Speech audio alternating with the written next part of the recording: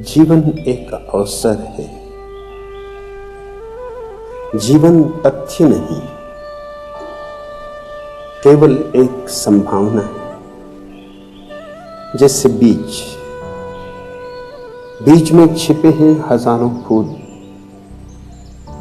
पर प्रकट नहीं, अप्रकट है, प्रच्छन्न है। बहुत गहरी खोज करोगे तो पा सकोगे, पालोगे तो जीवन धन्य हो जाए। फूलों की सारी सुगंध फिर तुम्हारी, और उनके सारे रंग भी, और उनकी कोमलता और उनका सौंदर्य, उनसे प्रकट होने वाली परमात्मा की अनुभूति। फूल तो नृत्य है अस्तित्व के, फूल तो आकांक्षा है पृथ्वी की, आकाश के तारों को छू लेने के लिए। लेकिन जो बीज ही रह जाए वह अभागा है। हुआ भी और ना भी हुआ, व्यर्थ ही हुआ। होने और न होने में क्या भेद। अगर बीज ही रह जाना है तो ना भी होते तो भी चल जाता। अंतर तो तब पड़ेगा जब वसंत आएगा, अंतर तो तब पड़ेगा जब फूल हवाओं में और सूरज की किरणों में नाचेंगी। अंतर तो तब पड़ेगा जब मधुमक्खियां और तितलियां उनके पास गीत गाएंगी। उस रास से अंतर पड़ेगा। फूल की बांसुरी पर जब पक्षी अपनी धुन बिठाने लगेंगे, तब बीज को पता चलेगा कि मैं वस्तुतः क्या था। वह नहीं था जो दिखाई पड़ता था, वह था जो कभी दिखाई नहीं पड़ता था। दृश्य नहीं था, अदृश्य था। लेकिन स्मरण रहे कि बीज को तोड़ के तुम फूल नहीं पा सकते हो। बीज को खंड खंड करके फूल पाना तो दूर, फूलों की संभावना भी समाप्त हो जाएगी। और तर्क यही करता है, बीज को तोड़ता है, टुकड़े टुकड़े करता है। इस आशा में, आशा पर संदेह नहीं, मनसा पर संदेह नहीं, भावना बुरी नहीं, मगर भ्रांत है, मूढ़ है, अंधी है। तर्क बीज को तोड़ता है, सोचता है छिपे हैं फूल भीतर। जैसे तिजोरियों में खजाने छिपे होते, तोड़ो तिजोरी, खजाने मिल जाएंगे। लेकिन फूल यूं नहीं छिपे होते।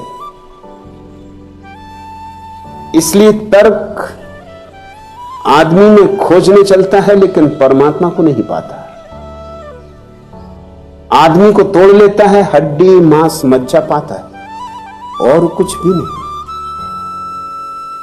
इससे तो न तोड़ा आदमी ही बेहतर था। कम से कम चमड़ी के भीतर व्यर्थ का कचरा तो छिपा था। तर्क उसको भी उघाड़ देता है। घाव भरते नहीं और मवाद बाहर आ जाती। फूल तो उगते नहीं, फूल तो दूर कांटों की संभावना तक असंभव हो जाती। तर्क इस पृथ्वी पर सबसे अधार्मिक वस्तु है। इसलिए जो लोग धर्म के पक्ष में तर्क देते हैं, उनसे ज्यादा मूढ़ और कोई भी नहीं। विक्षिप्त हैं वे लोग। धर्म की खोज प्रेम की खोज। प्रेम का रास्ता बिल्कुल ही भिन्न। बीज को तोड़ना नहीं,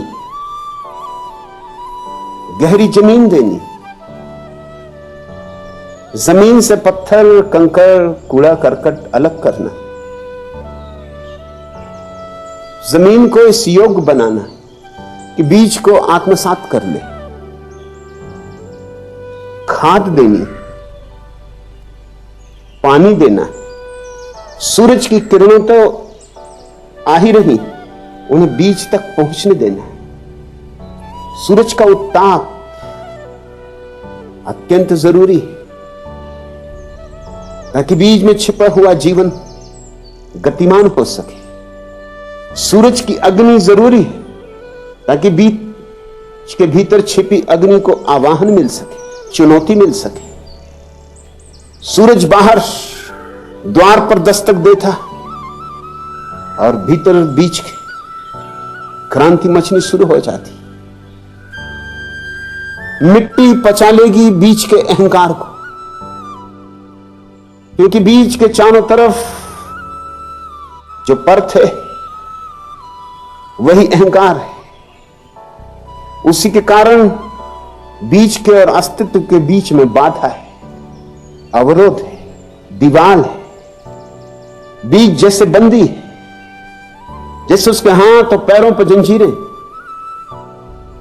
मिट्टी पचा लेगी बीज की जंजीरों को, मिट्टी से ही बनी, इसलिए पचाना कठिन नहीं।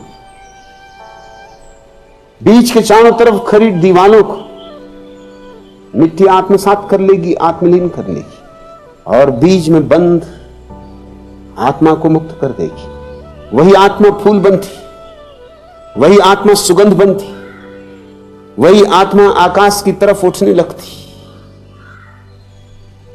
फिर उसे पूजा कहो, प्रार्थना कहो, ध्यान कहो, या जो मर्जी हो वह कहो, नाम सब गौण है।